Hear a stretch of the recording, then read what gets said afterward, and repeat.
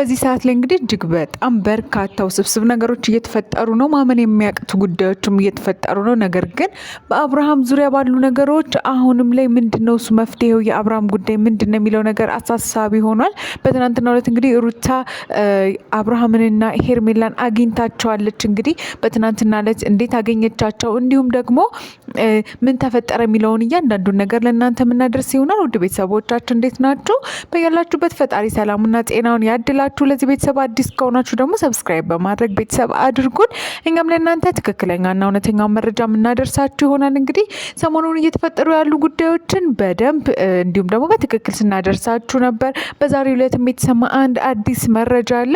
ያንን ወደ እናንተ የምናደርሳችሁ ይሆናል። ይህ ጉዳይ እንግዲህ ከአብርሃምና ከሄርሜላ ጋር ተያይዞ እንግዲህ ሩታ ሰሞኑን ስታደርጋቸው የነበረው ነገር ከአብርሃም መጥፋት ጋር ተያይዞ እንግዲህ ትናንትና አግኝታዋለች። እንግዲህ በትናንትናው ዕለት ያገኘችውም ከዚህ ቅርብ ከሆነ ከአዲስ አበባ በቅርብ ርቀት ላይ በሚገኝ አንድ እንግዲህ ትልቅ የሆነ መዝናኛ በቅርብ የተከፈተ መዝናኛ ስፍራው ላይ ነው እንግዲህ አብርሃምና ሄርሜላን በአካል ሄዳ ያገኘቻቸውም እንግዲህ ጂፒኤስን ወይም ደግሞ በስልክ ማፕ በመጠቀም ነው። እንግዲህ ከዚህ በፊት ካስታወሳችሁ ዳኒን አስደውለውስ ነበር ኤፍሬምና ሜሪ። በዛ ሰዓት እንግዲህ ሄርሜላ ያለችበትን ቦታ ማወቅ ተችሏል። መስመር ስልክ ጠልፈው ስለነበረ ማለት ነው። ስለዚህ አሁን አብርሃም ያለበት ቦታ ተገኝቷል። እንዲሁም ራሷ ሩታ በአካል ሄዳ እዛው አግኝተዋለች። የተፈጠረው ነገር ግን እጅግ በጣም የሚያስገርም ነው። አብርሃም እንግዲህ ሮጦ ሄዶ ነበረ ሩታ ላይ የተጠመጠመው። ከዛ ደግሞ ግራ በመጋባት ውስጥ እንግዲህ ሁሉን ፈዞ ሲያያቸው ነበረ። ኤፍሬም እንዲሁም ደግሞ ሜሪም ጨምሮ ነበር አብረው ለሶስት የሄዱት። ሩታ ኤፍሬምና ሜሮን ሆኖ ነበር የሄዱት። እንግዲህ እዛ የተፈጠረው ነገር እጅግ በጣም ውስብስብ ነበር። ሄርሜላ በጣም ደንግጣ ነበረ። እንዲሁም ደግሞ አብርሃም ከዛ መልሶ ደግሞ ወደ ሄርሜላ ተመልሶ እንግዲህ እንዴት መጣችሁ ለምን መጣችሁ በማለት እንግዲህ ሲጠይቃቸው ነበረ። አሁን ላይ በቃ እየሆነ ያለው ነገር የአብርሃም ደህንነት ልክ እንዳልሆነ ነው። ስለዚህ ሩታም ቢሆን እንዲሁም ደግሞ ሄርሜላም ቢሆን በዚህ ሰዓት ላይ አብርሃም ለማንም የሚጠቅም ሰው አይደለም። አሁን ላይ ወደ ራሱ ነው መመለስ ያለበት። ሩታ እንደዚህ መሆንሽ አሁን ላይ ዋጋ ያስከፍልሻል እንጂ ለአብርሃም የሆነ የምጠቅሚው ነገር የለም። በዚህ ሰዓት ላይ ማድረግ ካለባችሁ ሁላችሁም ተባብራችሁ ለአብርሃም መቆም፣ ለአብርሃም ጤና ማስቀደም ነው። ምክንያቱም አብርሃም እየሆነ የነበረው ነገር በሰዓቱ እጅግ በጣም የሚያስገርም ነበር። አንዴ ወደ ሄርሜላ ሲሄድ ነበረ፣ አንዴ ደግሞ ወደ ሩታ እየሄደ እንዴት መጣችሁ ማነገራችሁ እዚህ እንዳለን እያለ ራሱ ሲጠይቅ ነበረ። ነገር ግን ራሱ ላይ ኤፍሬም ምን ብሎት ነበረ? ዳኒን ስልክ ካስደወለው በኋላ እንግዲህ ከሄርሜላ ጋር ነኝ እየተዝናናው እያዝናናችኝ ነው መተኩ ሰደኝም ሲለው ነበር። እና አብርሃም በጤና አይደለም ማለት በጤናው አይደለም እንደዚህ እየሆነ ያለው።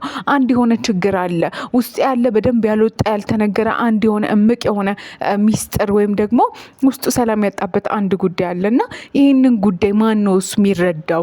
ማን ነው እሱ ወደ ትክክለኛ ቦታ የሚወስደው? ይሄ ልጅ ለምንድን ነው እሱ ጊዜውን የምታባክኑበት?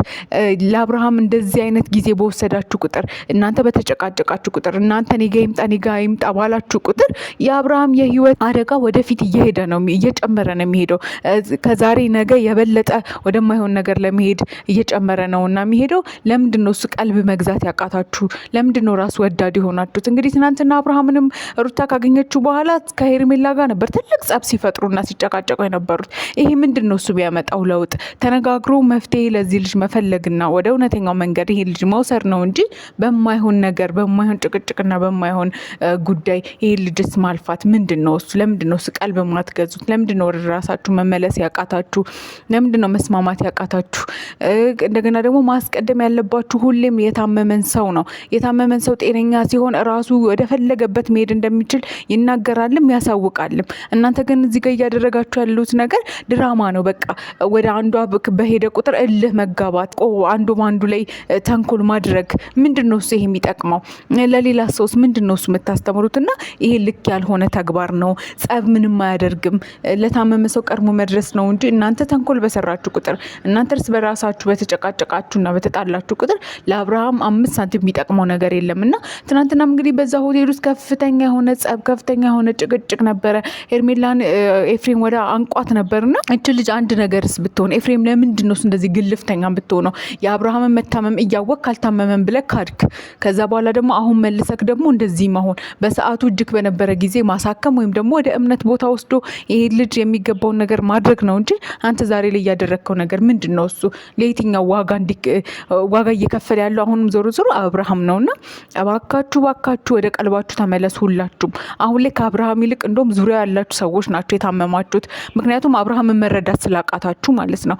ስለዚህ እባካችሁን ወደ ቀልባችሁ ተመልሱ። እናም እንግዲህ ትናንትና የተፈጠሩ ነገር ብዙዎችን አሳዝኗል። ከዛም በኋላ እንግዲህ ኤፍሬምን በግድ አብርሃምን እየጎተተ ነበር ወደ መኪና ውስጥ አስገብቶ እንግዲህ መልሰው ወደዚህ ወደ አዲስ አበባ ይዘውት እየመጡ የነበረው። ከዛ በኋላ እንግዲህ እየተፈጠሩ ያሉ ነገሮች እጅግ በጣም ውስብስብ ናቸው። ሄርሜላ እዛ ብቻዋን በጣም ስትጮህ ስትናደድ ስታለቅስ እንደነበረ ነው እንግዲህ አንዳንድ ነገሮች የሚያሳዩት። ስለዚህ እባካችሁን ሁላችሁ መጀመሪያ ወደ ራሳችሁ ተመለሱ። እናንተ ጤነኛ ሳትሆኑ አብርሃም ጤነኛ የሚሆንበት ምንም ነገር የለምና መጀመሪያ ወደ ቀልባችሁ ተመለሱ ነው የምንለው። ውድ ቤተሰቦቻችን እናንተስ ይህንን ጉዳይ እንዴት ታዩታላችሁ? አብርሃም ላይ እየተካሄደ ያለው ነገር ምንድን ነው? እሱ ሴቶቹስ ከቀልባቸው ናቸው ወይ ብላችሁ ታስባላችሁና እባካችሁን የራሳችሁን ሀሳብ አስተያየት አስቀምጡልን። እኛ ግን ከምንም በላይ የሰው ጤና ይቀድማል፣ የሰው ደህንነት ይቀድማል ነው የምንለው። እንግዲህ ያላችሁን ሀሳብ ኮሜንት ላይ አስፍሩልን። ለዚህ ቤተሰብ አዲስ ከሆናችሁ ደግሞ ሰብስክራይብ በማድረግ ቤተሰብ አድርጉን። እኛም ለእናንተ ትክክለኛና እውነተኛ መረጃ የምናደርሳችሁ ይሆናል። እንወዳችኋለን። በያላችሁበት ሰላም ሁኑልን። ሰብስክራይብ ማድረጓን ግን እንዳትረሷት።